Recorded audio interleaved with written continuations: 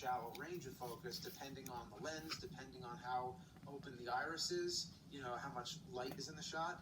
So a lot of times I have to blast it with light to put all these lights around, and so I can close just to get a shot of a fucking car tree. Yeah, to close the iris down so that you get a wider range of focus, and then still you're holding the cartridge like this, and your hand is shaking because you're holding your arm out. Meanwhile, it's just one shot. It's just one shot. Why is your Bible game script ripped in half? Did the cat eat it? Probably what happened, my guess, is that when I got to that part, I probably needed to remember it, so I might have ripped it off and put it on, taped it on the camera. There you go. Probably. That's probably what it was.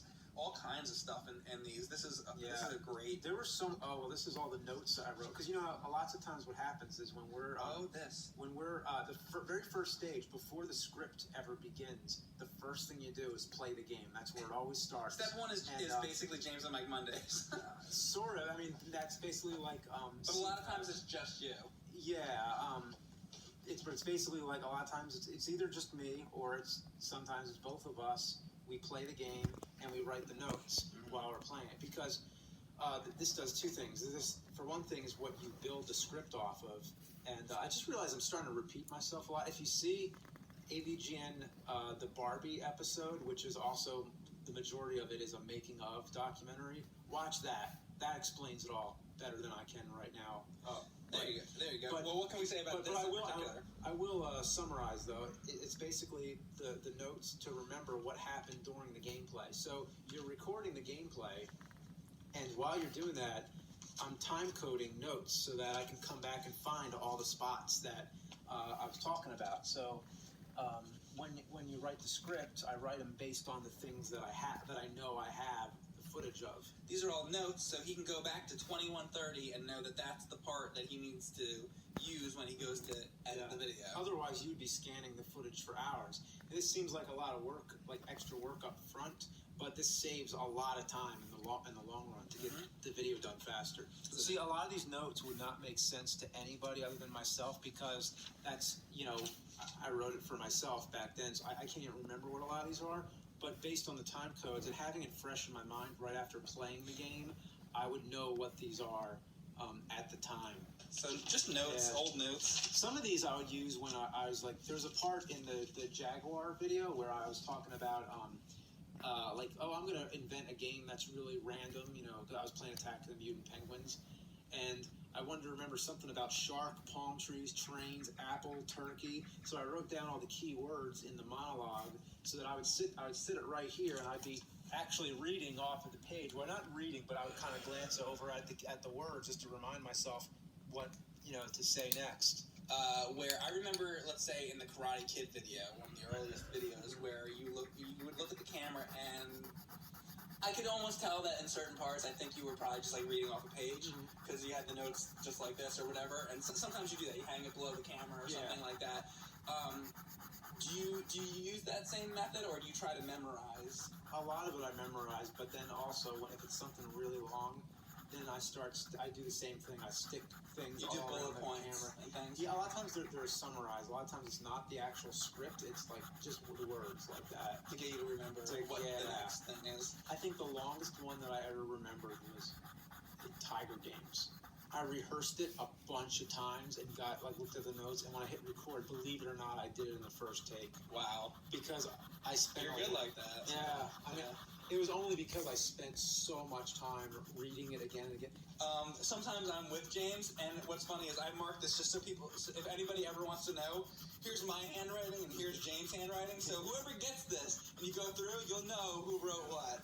But I'll sit here before the camera rolls. I'll just sit here and I'll read it again and again and again and again and again and again. And I know that there exist teleprompters, but I want it to be more natural than that. So, not to mention, it's hard to operate a teleprompter when you tried it once or twice. I've tried before, but the speed, you got to control the speed of the scroll, and you need a second person to do that, because you can't be sitting here trying to read it and then you're waiting for the next part to scroll up. You know what I mean? Because I mean, I can't always be there, And a lot of times you're filming these things. It could be 2 o'clock in the morning, and you're trying to film a video. Because you gotta remember, these videos are not done at NBC Studios or anything, and it's only you. And maybe you might have me there once in a while or somebody, but usually it's just you. Trying to film, and you're focusing the camera, doing everything. Is it in focus? I'm like looking at the script, like is it in focus here? And and there's a lot of occasions where you cannot do it on your own, so you have to have another person. So he'll call me over, and I'll help out. Like in the Dracula video, like I was doing the bats and things. Very important stuff like that, like operating bats on strings. James calls me up. He's like, Mike, come over. You gotta operate bats on strings. I'm like, I'll be over. I mean, the end of the Moonwalker video had that whole part where you turn into a cat, which is hilarious. I remember you like that part. I do. I think everybody loves that part. Oh, here it is. There's a little. This is hilarious. I mean, you can get a shot of this. But if there's just a drawing of you on the ground, and then the drawing is actually really funny. Yeah, sometimes turn into a cat. Okay, I got something to say about Winter Games. Winter Games, for a very long time, I thought it would be important for the nerd. If the nerd ever had to go outside, what would the nerd wear? Because he always wears the white shirt.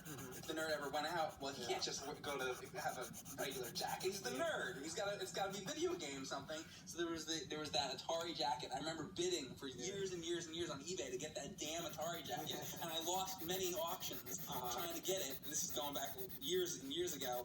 And finally, an adult, because the problem was most of the Atari jackets. The adult one was like it partly fits. Yeah, well, the adult size, but finally I find that the Atari jacket comes up on eBay. It's the adult size one. I'm like, all right, I'm winning this because the nerd has to wear this jacket. So finally, I'm bidding, and then you told me, is this true or not, that the person I ended up bidding against was fucking Pat? I think it was Pat. Because Pat told him years later, I was bidding on this auction. Like, I lost that to Mike. I outbid Pat for the Atari jacket, and we didn't know that we were bidding against each other.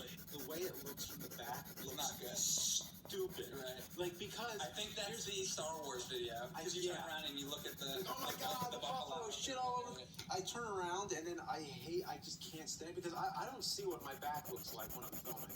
I don't see it till later. I'm looking at the footage and I'm like, well, here's the jacket and then here's my white shirt. The shirt's like going on. I'm like, it looks like I'm wearing like a tiny little jacket, and that's the adult size. And then the Batman one, you would think like if someone made a Batman mask, the back would be enclosed, but it's not. The back is just open. It's my fucking hair out the back, and I'm like, well, that looks stupid.